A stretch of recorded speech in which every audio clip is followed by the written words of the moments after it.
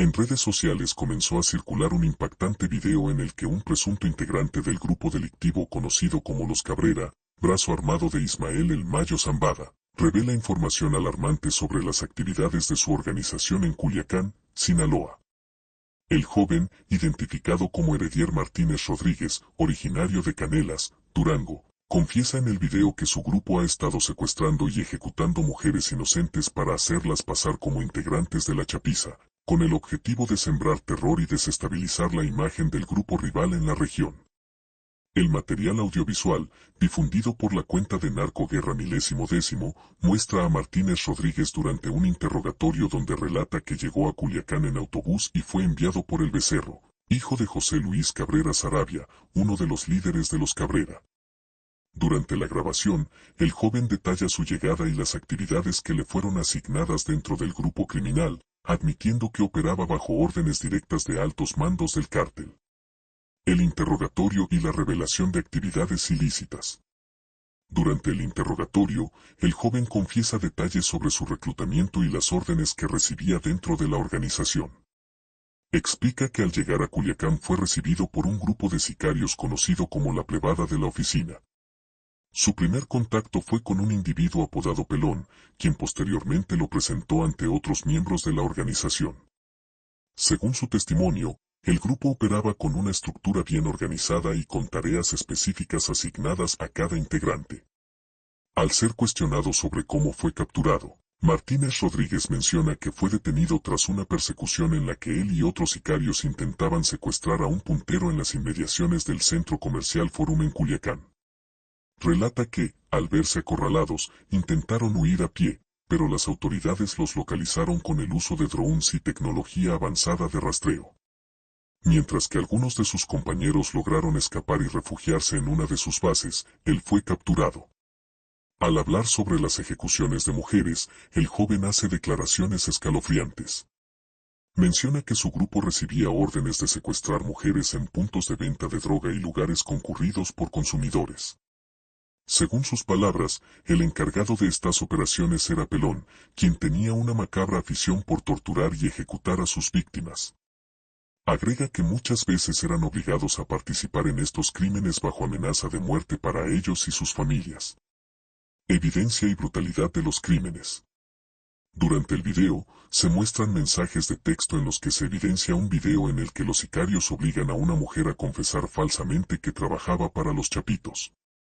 Posteriormente, su cuerpo fue hallado en el fraccionamiento Montebello en Culiacán, la noche del pasado jueves. La escena del crimen fue particularmente brutal.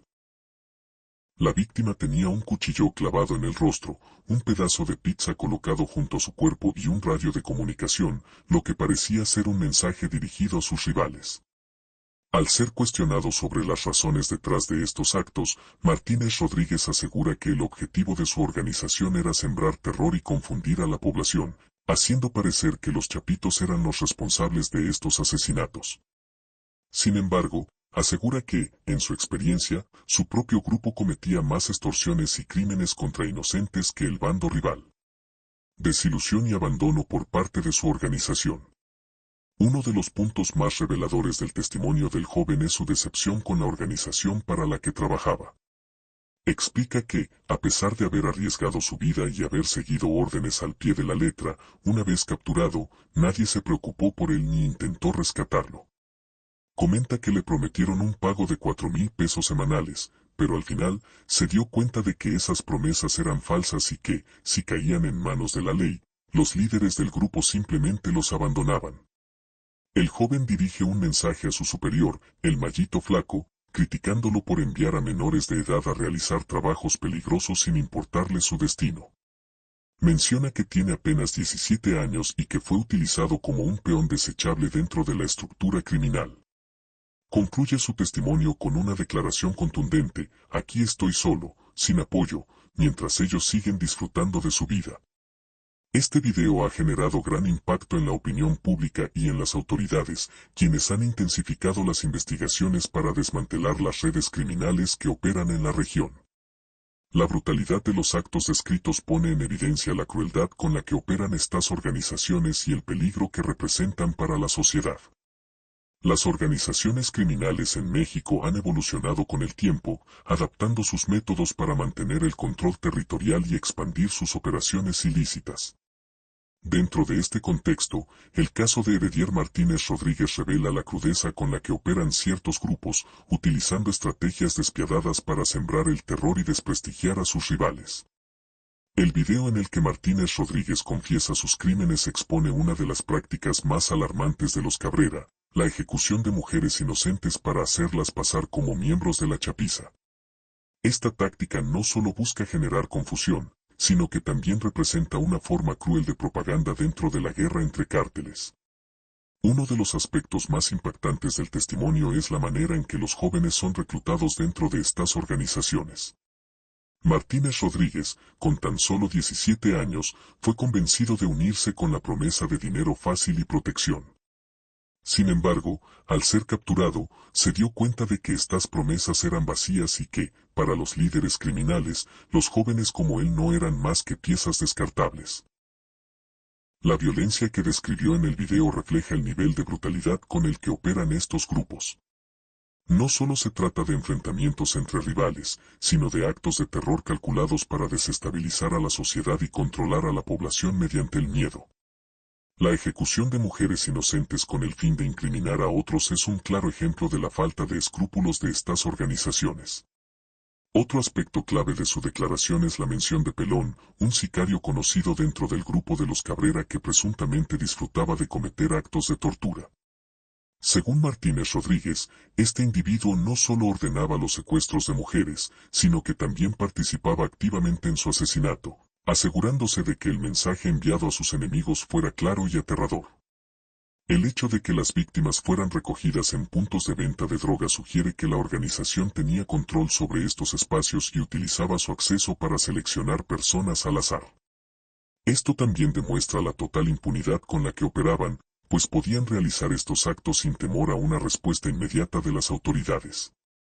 La escena del crimen en la que fue encontrada una de las mujeres ejecutadas demuestra la teatralidad con la que operan estos grupos. Dejar un cuchillo clavado en el rostro de la víctima junto a un pedazo de pizza y un radio de comunicación es un mensaje simbólico que, en el mundo del crimen organizado, está cargado de significado. No solo se trata de una ejecución, sino de un intento de ridiculizar y provocar a sus rivales.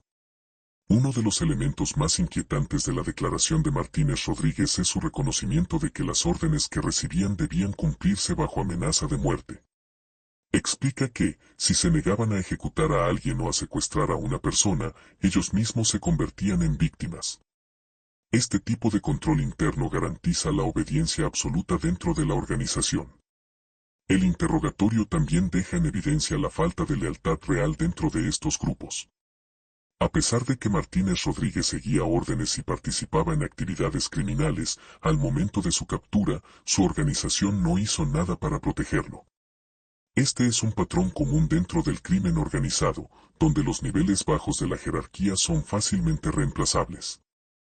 El pago de 4,000 pesos semanales que menciona el joven es una cantidad que, aunque puede parecer atractiva para alguien de bajos recursos, no compensa el riesgo extremo al que se expone.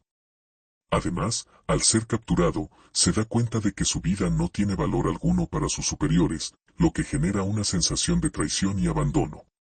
Su mensaje final dirigido a El Mallito Flaco deja en claro su frustración y enojo.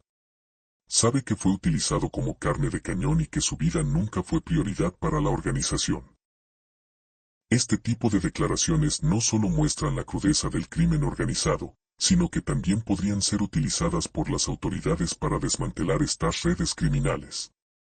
La desilusión de jóvenes reclutados por el crimen organizado es un fenómeno recurrente en México.